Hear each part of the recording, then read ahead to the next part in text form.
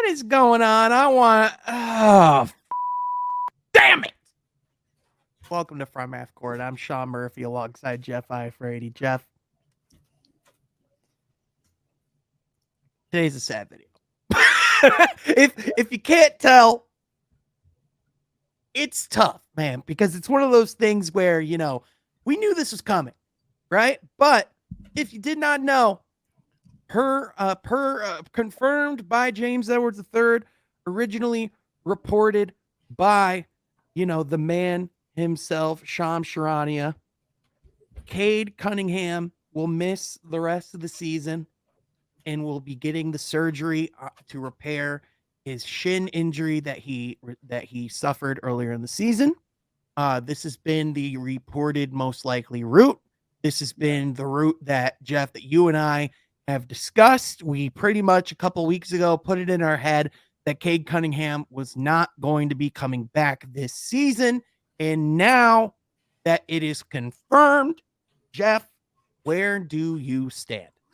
Well, like you said, we expected this news. I didn't expect him to rehab without surgery. But it's nice if this is the way to get him 100% healthy. I'm all aboard. I have no issue with it. The season's already, I don't want to say a disaster, but you're going to be one of those top 3 teams, hopefully, in the NBA draft. So the season's pretty much over at this point. You don't got to hope anymore. You don't got to hope anymore, Jeff. No, you don't gotta. If anything, it clears it up for a lot of people wondering what he was going to do. You see him shooting around, and you kind of ask yourself, even me, is Cade coming back? Which answer's already out. No, he's not. He's out for the season. And I think this is a good opportunity. And I know that's kind of cliche, and we all say that, especially when Cade's been out, what it's been for Killian. But we wanted to figure out this season what we have. That was a big part of it. And without Cade, everyone's usage rate's going up. The opportunities are going to spread itself out. So plenty of guys are going to get opportunities that they wouldn't have if Cade was here. Now, you're not going to win as many games, but we've already mentally, I think Pistons fans have accepted that. So for me personally, I think it's a good thing for the other guys. It's a bad thing because I wanted to see Jaden Ivey and Cade gain that chemistry, and they're not going to be able to do that till next season. So that is frustrating, but in terms of, the other guys stepping up, I think it's a good thing. Other guys are going to get plenty more opportunities, and you're going to get to find out what you have within your young core without Cade. So there's good news and there's bad news. There's both ways you can look at it. Yeah, for sure. It's one of those things where you don't ever want to be in a situation where your number 1 overall pick has to miss, almost an entire season. It sucks. Just, the big thing, and I think Keith Smith, says it pretty well here, and kind of says exactly what I'm thinking. And it's that it sucks that Cade Cunningham is going to miss the rest of the season, not for wins and losses. The Pistons are going to be bad if he played or not, but it sucks because this is missed development time and missed time for Detroit to figure out which kids fit together long term. And even though you can still get a sense of what players we want here long term and what players might not be here, the reality of it is that with everything going on, with everything going on, and also without seeing them playing with Cade Cunningham, we have no idea if they're actually going to fit, because at the end of the day, this goes where Cade goes. And the ultimate thing is you're not going to really know what this team's going to be able to do until you see all these pieces around Cade, right? Like even Jaden Ivey, has taken a little bit of a step back in his game has suffered, I would argue, since Cade Cunningham has been absent. Like I think you can just see the effect in just about everything. The only person that has been affected has been Bojan, because that guy just goes out and does what he does no matter what. You could literally chop his shooting arm off. He's getting 30 somehow. Yeah, he's getting buckets. Yeah, 100%. But back to Cade, it's like this is absolutely the right route. This is absolutely the right decision. When doing a lot of research, overwhelmingly, like even though like there's no such thing as like a surgery without risk, this is a surgery where more likely than not, a vast majority of the time, players come back and are not affected by this at all in the long term. So with the surgery, the odds are lesser that this reoccurs in the future than if you were to take the resting route. So, in my opinion, I'm not a doctor, but, from what I've read, and if this is indeed what the Pistons, recommended. This is indeed what, the Yeah. medical staff recommended. Is he got multiple opinions to come to this decision.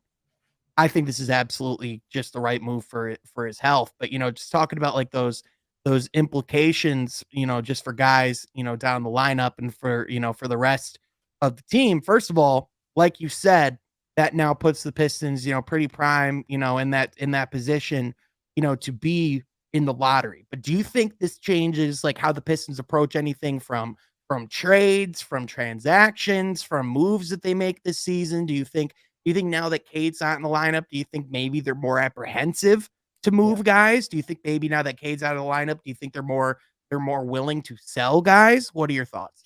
It's hard because you don't know how this roster works with Cade. I mean, you've seen a small sample size. You didn't get to see the whole season, so Mhm. it's hard because you have veteran assets that with Cade you could see more success in the regular season. I'm not saying they go to the play-in, but maybe they contend or they just fall short of the play-in. With this team currently constructed, they're not going to win many games, and you have guys like Bojan and Alec Burks who are over 30 years old. I mean, Bojan next season will be 34 if I'm not mistaken. So those assets now, like Keith put it perfectly, the timeline with Cade, it might be pushed back a little bit because all that development time that you were supposed to get this season with Cade is now lost. And you have these guys, these veterans who aren't getting younger. I know you extended Bojan, but look at how Bojan's been playing at his age and his values at an all-time high. Like there's certainly an argument to deal these guys, Alec Burks or a Bojan Bogdanovic, away to contenders. But yes, I think it absolutely does affect it because now the timeline gets pushed back a little bit. Now you're going to need next year to be the first full year where Cade and Ivy share a court together, hopefully. So it's hard. Are you going to keep Alec Burks and Bojan until you eventually are contending for the playoffs, which could be in the next 2 years?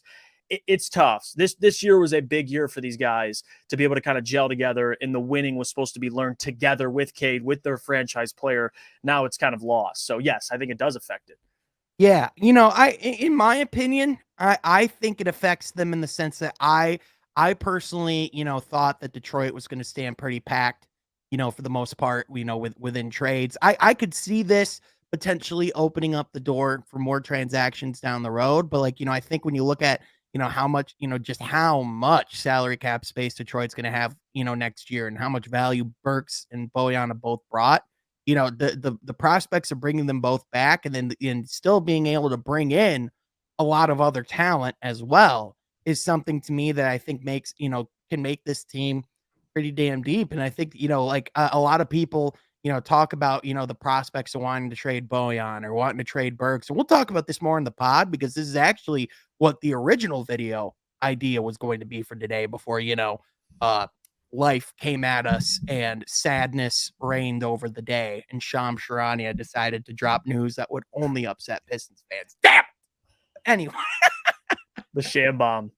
dude, the Sham bomb, and Yeah. it's not the good one. It's not the good one. But anyway, like yeah, like with a guy like according to Shams, according to like other people, like the Pistons hold packed and find a lot of value in having a guy like Bojan Bogdanovic. And to be honest with you, like how well they played together, how much seeing how much he fit alongside Cade, it's like one of those things where I definitely wouldn't mind seeing them play together again and then see what they could be with even more pieces around them, right? Like, so True. I think, it's just, I still think that, I still think that, like going down the stretch and like, as this season goes on, it's like, this is, much more, in my opinion, like this is a much bigger season now for guys like Isaiah Stewart to take the opportunities that he's going to have as far as shooting the basketball.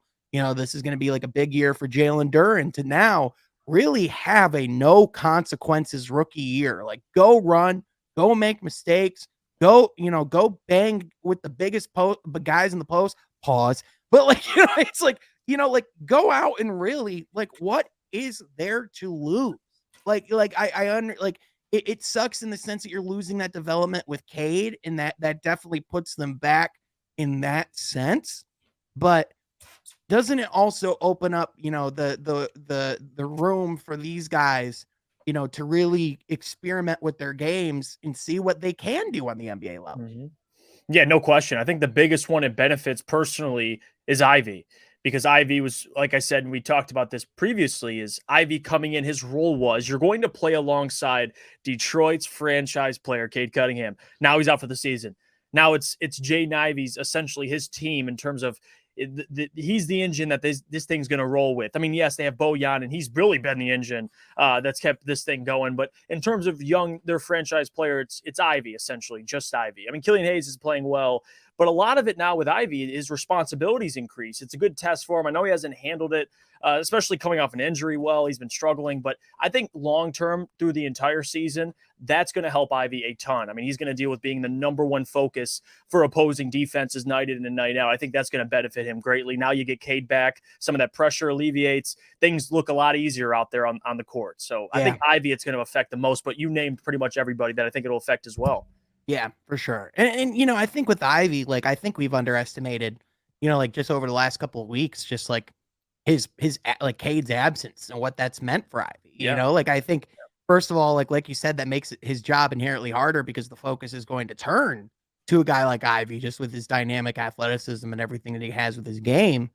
But I mean, also just the fact that you just, quite frankly, you take off, one of the best natural scorers we have in this league, like a guy who can just so effortlessly go out and get himself a bucket when he needs to, right? So like that just makes anyone's job harder, Right. So and when you think about like Troy Weaver and like Dwayne Casey and like the messaging that they're gonna have, it's like if there's any situation where a number one overall pick can get injured and feel like there's like a sense of levity and calm, I feel like it's with this franchise. And also, if I'm to be honest with you, if there's an injury that your star can miss the season for, this is probably like the best one. But like even then, like what is a good one? Like you know what I mean? Better than an ACL or a Achilles. There's just no way around it, man. It just sucks. You just can't say anything other than it sucks. But Jeff, we'll move on. The Pistons will move on. Basketball will be played. Plenty of season left. Yeah, plenty of season, plenty of basketball. And you know what? Like, even without Cade in the lineup, there's still been a lot of growth. There's still, been a lot that's been happening. I think if anything, it's good that these players now have clarity of whether or not Cade's going to be in the lineup as well. It gives them a more definitive answer that, Killian, hey, you're going to really be able to go out and run this year now. You're going to you're going to really be able to still be that, starting point guard, have the ball in your hands. Like the opportunities are going to be there. So, overall, like the season, even though the season, as far as what the Pistons had ambitions for, is over, the Pistons season is by no means done. And so with that, whatever happens as far as trades, coverage, whatever rumors and reports come out, how this affects the Pistons going forward, you best believe we're going to be making content and videos all about that because, again, this is one of the biggest news days for the Pistons in quite a while. But with that, what are your thoughts? What do you think of Cade missing the rest of the season? Let us know in the comment section down below. But of course, be sure you go and follow myself and Jeff on Twitter at Sean Halfcourt and at Jeff IF80 so you're not missing the latest and greatest coverage, all things Pistons and NBA. But with that, folks, we want to thank you so much for tuning in. We will catch you guys next time from Half Court. Be sure you subscribe.